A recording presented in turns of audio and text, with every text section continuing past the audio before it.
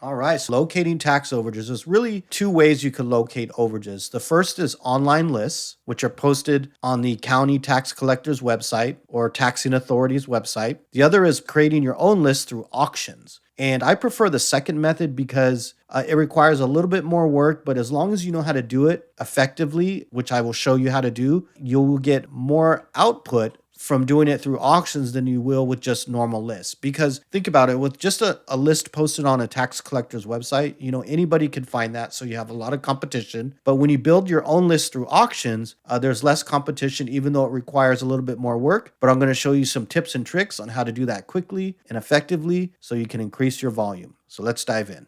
So when you're going to your Google browser, you want to have specific words when you're searching for these lists. First is the name of the county, the state in which the county's in, and then the name of the overage. In some locations, for example, on the West Coast, like California, the overage is called excess proceeds, and on the East Coast, it may be called surplus funds. So there's different, I've included in this training, there's different words and names for overages. But if you use, different words, it's okay. The browser will know what you're looking for just by the other keywords. And then you want to include the date. So for example, Fresno County, California, excess proceeds list 2023. That is what you would type in the browser if you're doing a basic excess proceeds list or overage list. So let's dive in on how that works. Okay, so here we are with Google. So we're going to type in Fresno County. We're going to use that as an example.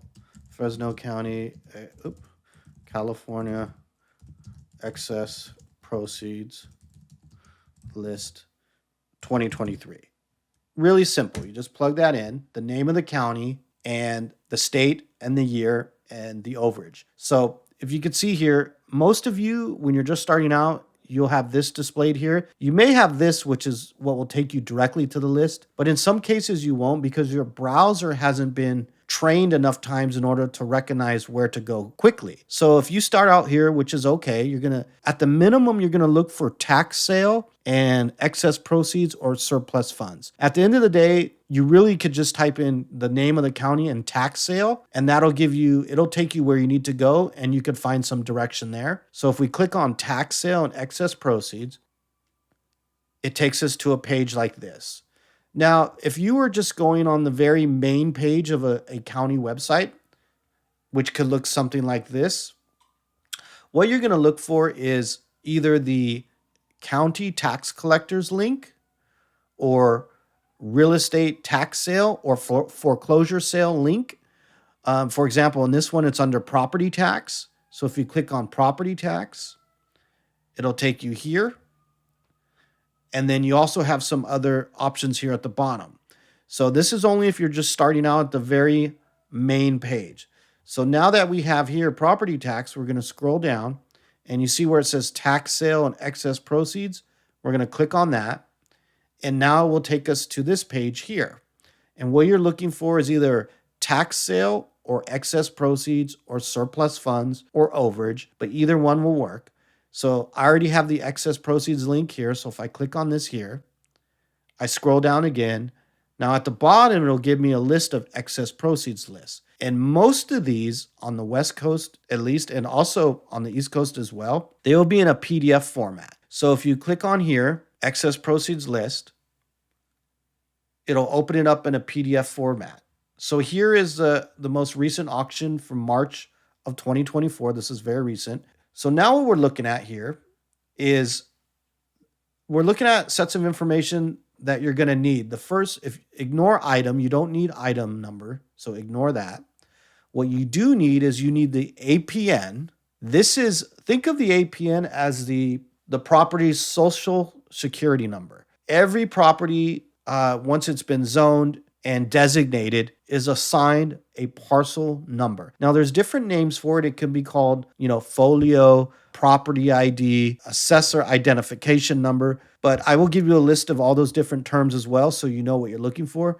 But usually it's a set of numbers here, usually from 6 to 13 digits, and there may be some letters included. But out here in California, the assessor parcel number, or APN, is, like I said, the social security number of the property. So you will always absolutely need this because when you're filing your claim, part of the claim form is going to ask for the parcel number. So you will always need the parcel number. And the parcel number is your starting point in order to locate further information, such as an address or the most important information, the property owner's name. All right, now my preferred method, which is auction sites to locate overages. I prefer this method, as I mentioned before, because there's less competition and you get to build your own lists, and you could see the properties being sold in real time. So you could see if there'll be an overage or not before the sale gets completed. So these are the best third-party sites for gathering auction data, and also included some sites that have calendars so you can see what auctions are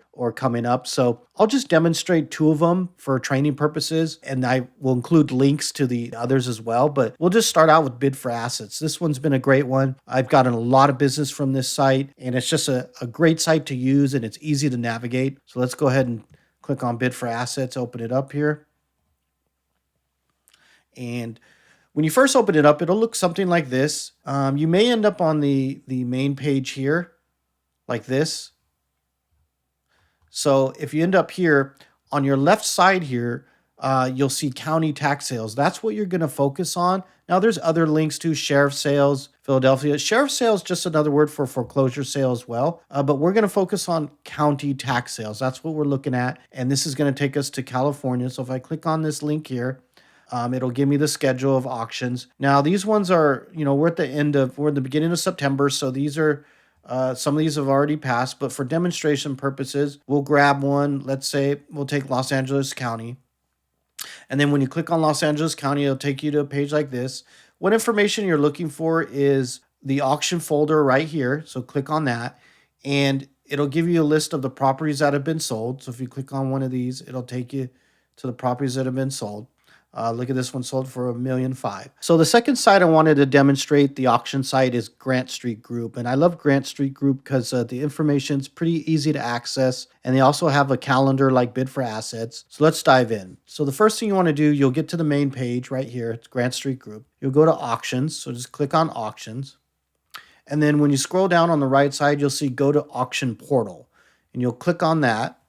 And now it'll take you to, because they're a third-party auction site for other financial instruments like bonds and other things. But what we're looking for is foreclosure and tax deeds, which is right here. So click on that. Now, it's the end of summer, so auctions are pretty slow right now. But these are auctions that are scheduled to happen in the future. You can see October 16th, November 20th. But what I like to do is I like to go to the previous auctions under Results, because now it tabulates a lot more other auctions that have occurred, and it'll have the information there.